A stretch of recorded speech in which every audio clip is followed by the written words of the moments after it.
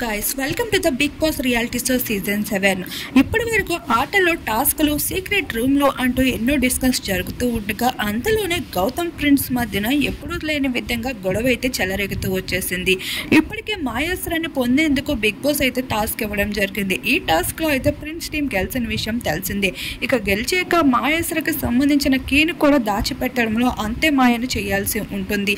ఆ టాస్క్లో భాగంగా ప్రిన్స్ అయితే ఆ కీని ఎంతో చక్కగా తన దగ్గర ఉంచుకొని గౌతమ్ని అయితే మాయపట్టేస్తూ కనిపించేశారు. ఇందులో భాగంగానే ప్రిన్స్ టీమే గెలవడం జరిగింది. అలా మహాబలి టీం ఓడిపోవడంతో ఒక్కసారిగా గౌతమ్కి అయితే విపరీతమైన కోపం వచ్చేసింది.